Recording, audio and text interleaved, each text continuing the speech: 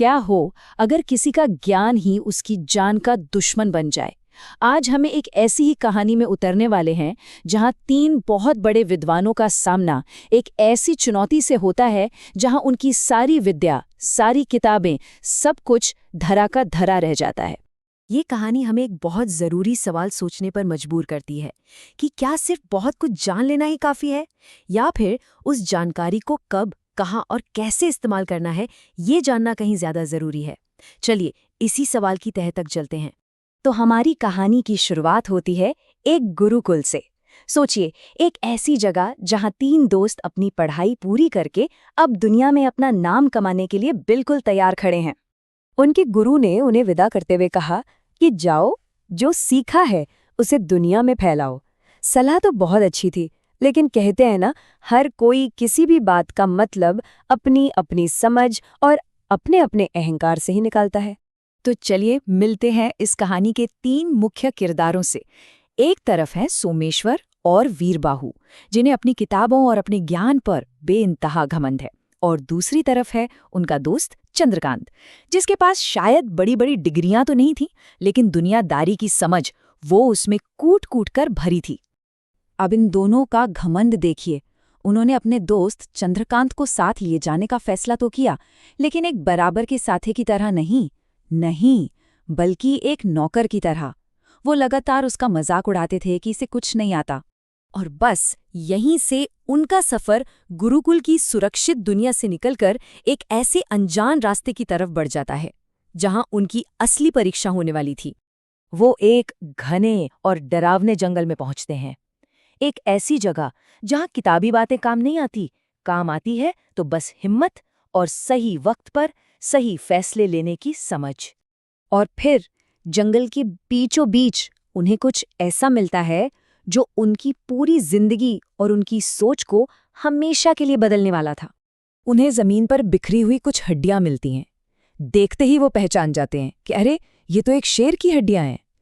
अब देखिए, किसी आम इंसान के लिए एक एक खतरे की घंटी होती, एक चेतावनी, लेकिन उन घमंडी विद्वानों के लिए ये अपनी काबिलियत दुनिया को दिखाने का एक सुनहरा मौका था।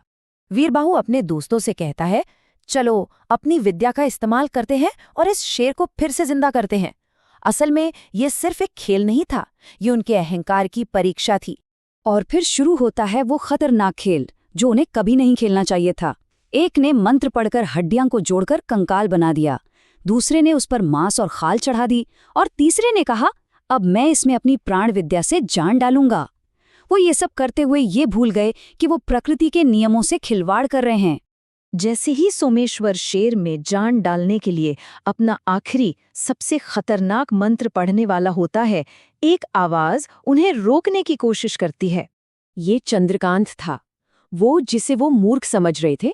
असल में बस वही था जो आने वाले खतरे को साफ साफ देख पा रहा था। उसने उन्हें बहुत समझाया, बहुत रोका कि ये मत करो, ये शेर हम सबको मार डालेगा। लेकिन घमंड के नशे में चूर विद्वानों ने उसकी एक नहीं सुनी, उल्टा उसी का मजाक उड़ाया, उसे डरपोक और मूर्ख कहकर वहां से भगा दिया। चंद्रकांत समझ गया कि इन्हें समझाना बेकार है, तो उसने वो किया जो एक समझदार इंसान को करना चाहिए। वो चुपचाप अपनी जान बचाने के लिए पास के ही एक ऊंचे पेड़ पर चढ़ गया। और नीचे सोमेश्वर ने अपनी आंखें बंद की और वो आखिरी मंत्र पढ़ना शुरू कर दिया। एक पल के लिए पूरे जंगल में एक अजीब सी डरावनी खामोशी छा गई, और फिर वो खामोशी टूटी एक भयानक दहाड़ से। उनकी बनाई हुई मौत, यानी कि वो शेर अब जिंदा हो चुका था, उसकी आंखें खुल चुकी थीं। इससे पहले कि वो कुछ समझ पाते या अपनी कोई और विद्या दिखाते, शेर ने उन दोनों पर हमला कर दिया और उन्हें मार डाला। कमाल की बात देखिए, जिस ज्ञान ने उस शेर को बनाया, वही ज्ञान उन्हें उस शेर से बचा नहीं सका। ऊपर पेड़ पर बैठा चंद्रकांत ये दुखद नज़ारा देख रहा था, और वो शायद यही सोच रहा था कि असली ज्ञान सिर्फ किताबों में नहीं होता, बल्कि सही और गलत की समझ में होता है। इसी को तो हम और आप कॉमन सेंस कहते हैं, व्यवहारिक बुद्धि। ये वो समझ है जो शायद किसी क्लासरूम में नहीं सिखाई जाती, लेकिन जिंदगी की मुश्किलों से बचने के लिए सबसे ज्यादा जरूरी होती है। तो ये कहानी हमारे लिए एक बड़ा सवाल छोड़ जाती है कि ज्ञान और समझ क्या ये दोनों एक ही चीज़ है, या फिर एक के बिना दूसरा ना सिर्फ अधूरा है बल्कि बेहद खतरनाक भी हो सकता है? इस बारे में सोचिएगा जरूर।